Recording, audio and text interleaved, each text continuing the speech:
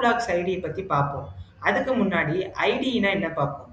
ஐடினா அது ஒரு சாஃப்ட்வேர். அந்த சாஃப்ட்வேர்ல தான் நம்ம சி புரோகிராமிங் லாங்குவேஜ போட போறோம். அந்த அ நெறைய ஐடிஸ் இருக்கு. அதுல ஒன் ஆஃப் தி ஐடி தான் கோட் பிளாக்ஸ். அதுக்கப்புறம் எப்படி கோட் பிளாக்ஸ டவுன்லோட் பண்ணி இன்ஸ்டால் பண்றது பார்ப்போம். அதுக்கப்புறம் கோட் பிளாக்ஸ்ல எப்படி ஒரு சி கோட ரைட் பண்றது, கம்பைல் பண்றது, ரன் பண்றதுன்னு பார்ப்போம்.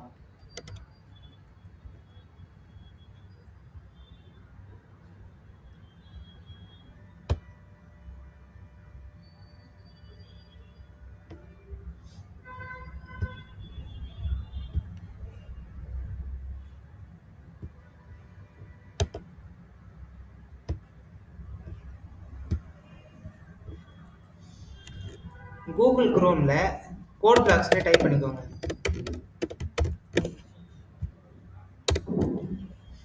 சர்ச் பண்ணிக்கோங்க.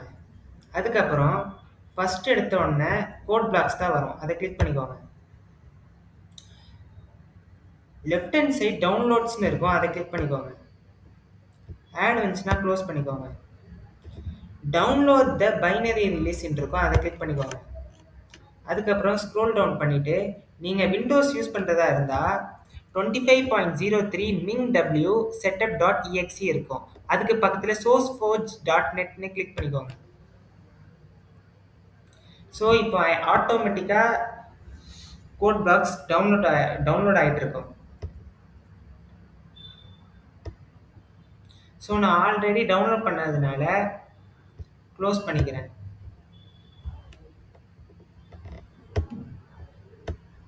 இப்போ டவுன்லோட்ஸ் போயிட்டு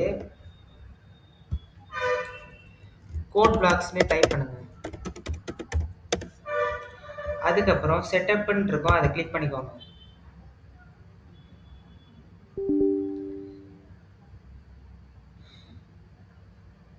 எஸ் கொடுத்துக்கோங்க.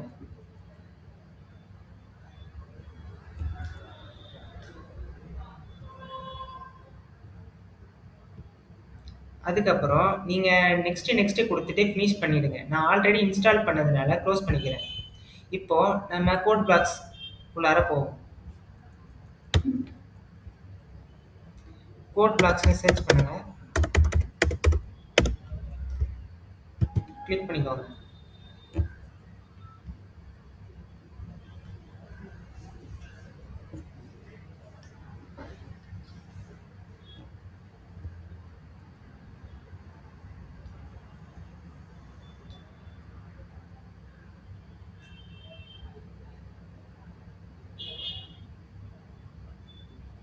ஸோ இதுதான் கோட் பிளாக்ஸோட என்விரான்மெண்ட்.